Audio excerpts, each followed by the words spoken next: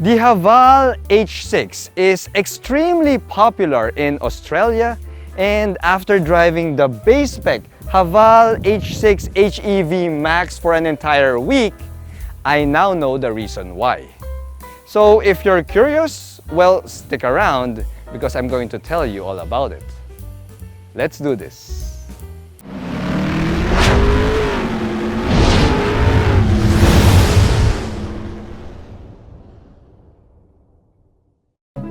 Here in the Philippines, if you want the perks of a hybrid vehicle, such as fuel efficiency and number coding exemption, then you need to go for a full hybrid option.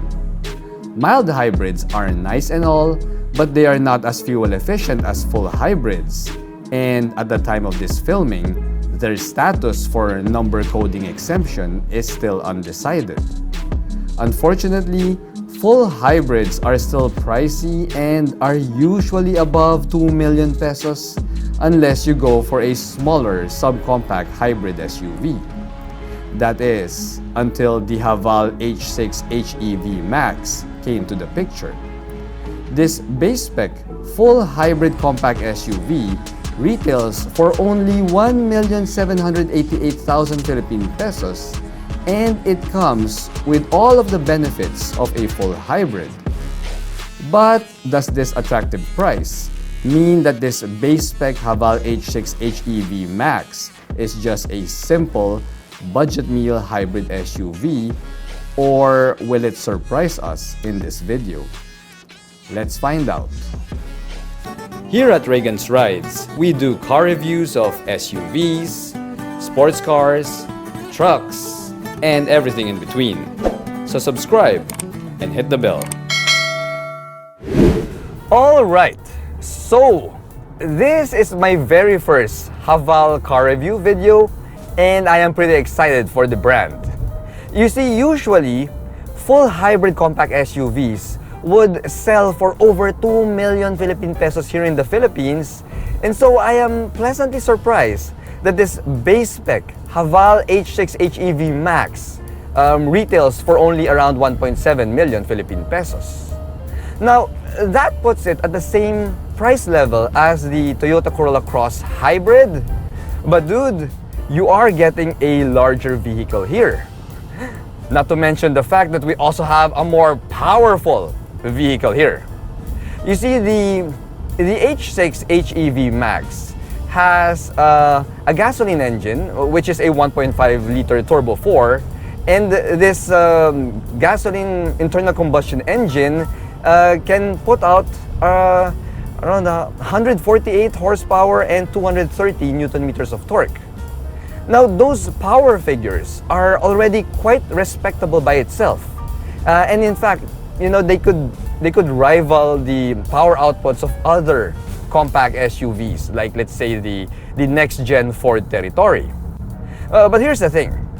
This H6 HEV Max also comes with an electric motor, and when you combine that electric motor with the gasoline engine, you get a total output of, get this, 240 horsepower and 530 newton meters of torque.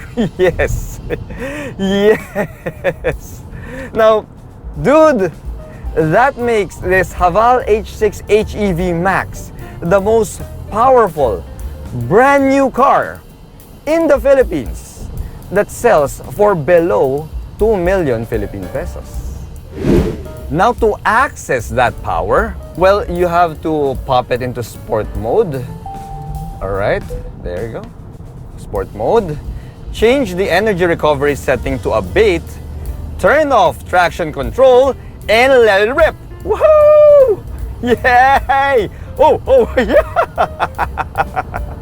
You see, dude, we have enough power here to make the tires squeal when you're going on a straight line. I mean, the torque delivery, the pickup of this thing, it's fantastic. It's fantastic. The thing is, when you're doing, hard pulls on the highway, yeah, it could get quite scary. It could get quite scary because we have a very light steering feel here. In fact, I put the steering setting in sport mode. We have comfort, we have light, and we have sport. But even in sport mode, it's still too light. It's still too light to handle all of that power. You see, 240 horses, I think, is, it's just too much power for a front-wheel drive compact SUV. And it really makes me wish that we have an all-wheel drive system here. But you don't buy a hybrid compact SUV for the power. I mean, it's nice to have, but it's not really the main draw of the H6.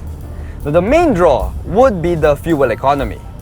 See, to maximize fuel economy, you have to put it in eco mode here. Let me just put it on eco mode. All right. Set the energy recovery rate to boost, meaning the maximum energy recovery rate.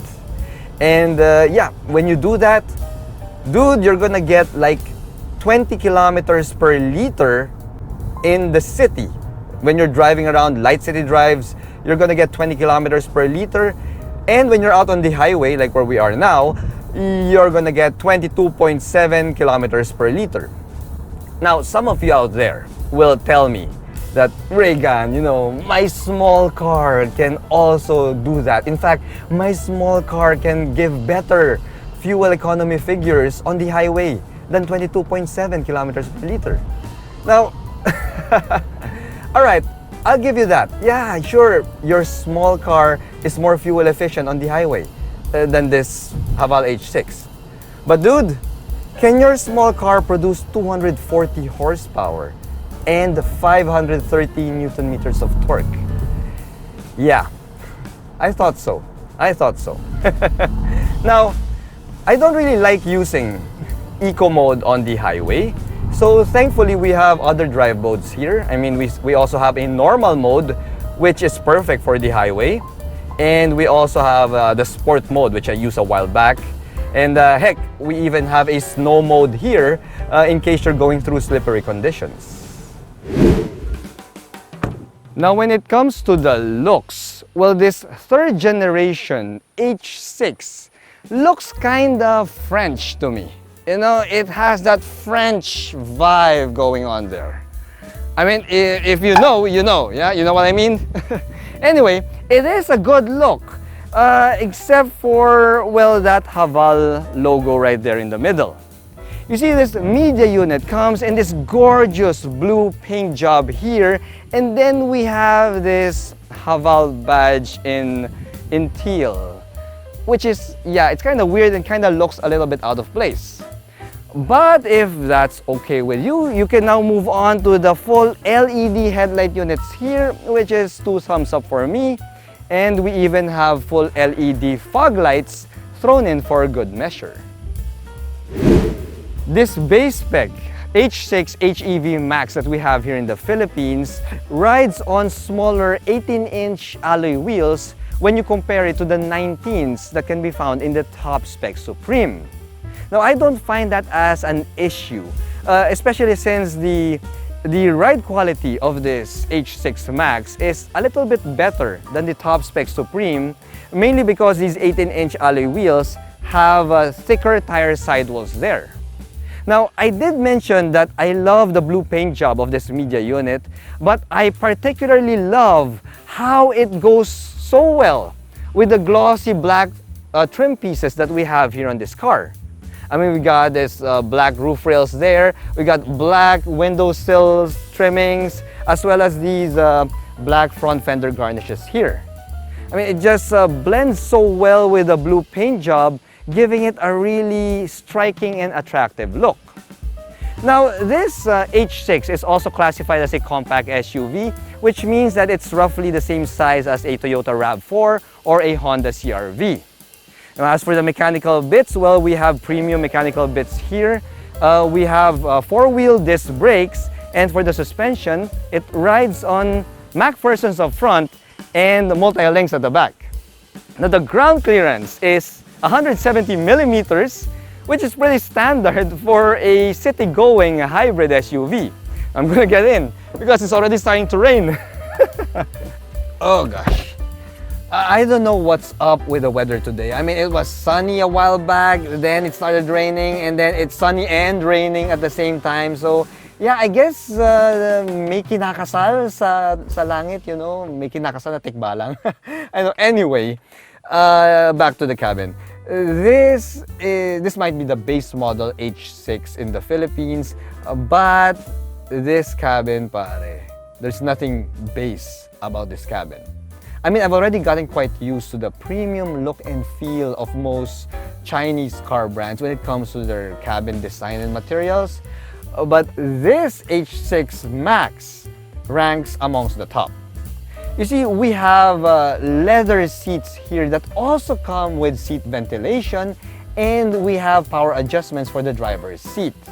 Now, if you want power adjustments for the passenger seat, you'll have to go up to the top-spec Supreme in order to get that. We also have a leather-wrapped steering wheel here. Although the steering wheel is a bit on the thinner side, and I prefer to have a bit more girth for my wheels, but at least the steering wheel adjusts for tilt, and it also telescopes. Now, when you check out the digital gauge cluster here, you'll see that we have one of the more beautiful gauge clusters. I mean, the layout, the colors, the theme, the way they did it, it's just so beautiful, pare. I mean, I love it. I especially love how that fuel consumption line graph shows you your actual real-time fuel consumption. It's just so aliw to watch it. So aliw, pare. Anyway, moving on to the infotainment system here. Well, this one is a love-hate relationship for me. You see, this is a 10.25-inch touchscreen infotainment system, which I love because it has Apple CarPlay, Android Auto, and the image of a 360-degree view camera image. Meaning that image quality is also pretty top-notch. Now, I hate it because practically all the other functions and controls of the H6 is baked into that system. So that includes your climate control. I mean, you can only turn it on and off with a button here, but to adjust the temperature settings and all, you have to go into the infotainment system. That includes your drive mode, so you have to dig into that system, slide it to the right or to the left, I think, and then you can change your drive mode. Heck, we don't even have an audio volume knob here. And I don't even know how to do that in the infotainment system. So far during this lend out, the only way I get to adjust the music volume is through the volume controls here on the steering wheel. So if you're a passenger, yeah, you have to be very nice to your driver because, yeah, he's the one who has full control over your music, over your audio. Now, we also have the usual rotary shift knob here that can be found in most hybrids. You got reverse, neutral, and drive there. You got an electronic park brake with an auto hold button.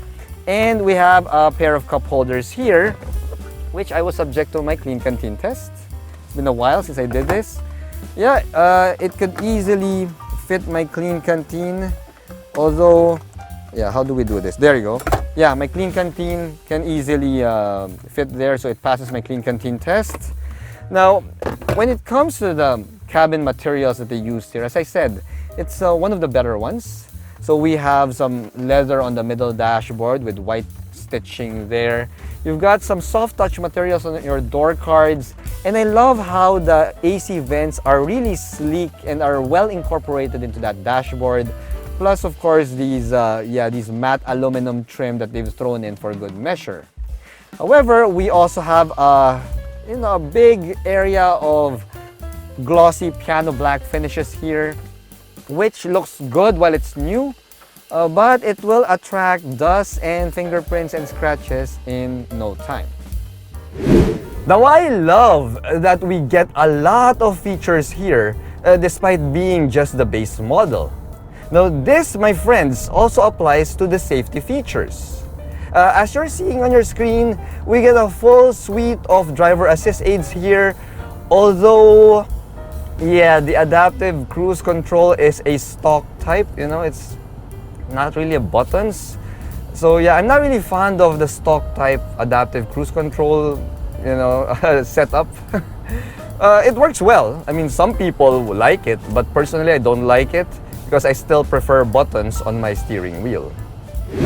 Now, as for the highway NVH, well, let's put it this way. The NVH is the weakest point of the Haval H6. See, road noise can be heard in the cabin even if you're traveling in, let's say, low speeds on the highway, like 70 kilometers per hour. Now, when you reach 100 kilometers per hour, yeah, the road noise gets kind of boomy here inside. I mean, you could really hear it.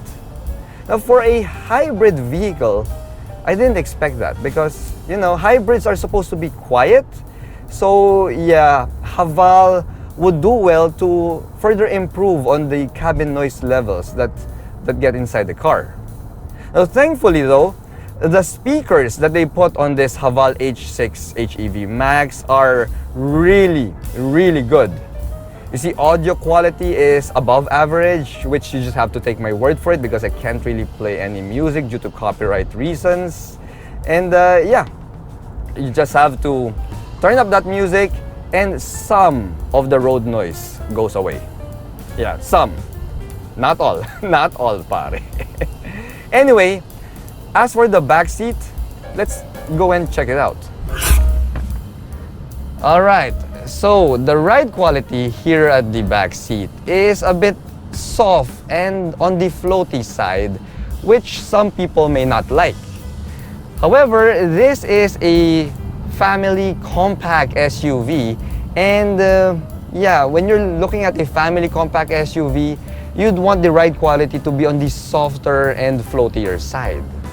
Now, as for the space, well, we have a good amount of space here. This is large enough to fit 3 adults, and they would be quite comfortable. Now, this space is further enhanced by this large panoramic sunroof that we also have here, even in this base model. Now, as for the amenities, we do get a decent bunch. We have a pair of rear AC vents there, a pair of USB charge ports, and this center armrest with a pair of cup holders. Now, before we pop open this trunk, let's check out the rear end design of the Haval H6 HEV. Now, I love the LED light bar that we have here because it's such a huge head turner at night. However, what I don't like about this rear end design is the Haval lettering here. You see, I find that it's a bit on the larger side, and I feel that they could have styled it a little bit better. Now, when you pop open the power liftgate here, yep, that's right. Even if this is a base model, we have a power liftgate here. You'll see that the Haval H6 returns 600 liters of cargo capacity, which is one of the bigger ones in the category. Now, that means that we can fit my large Sky Travel luggage here. There you go. We can put one and a second one here, and it would be, yeah, it would fit perfectly.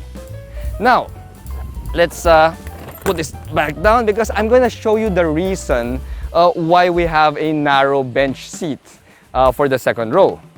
You see, when you lift the floorboard here, you'll see that we have, there you go, lift this up. You'll see that underneath the floorboard, we have the hybrid battery pack there, as well as the 12-volt battery here. Now, that hybrid battery pack occupies some space, such that the bench of the back seat became a little bit smaller and a little bit narrower. Now, the fact that we also have the 2 battery packs here also means that the H6 doesn't get a spare tire, which means that we only have a fix-a-flat here, but at least they threw in a fire extinguisher, which personally is a must for all modern cars nowadays. The Haval H6 HEV Max may be the base model here in the local lineup, but it offers a full suite of tech and safety features that surpasses other hybrid compact SUVs that cost a lot more. pair that with a 5-year vehicle warranty and the 8-year hybrid system warranty that GWM Philippines gives, then what we have here is a highly compelling full hybrid compact SUV that offers the best value for your money in its class. Thanks for watching.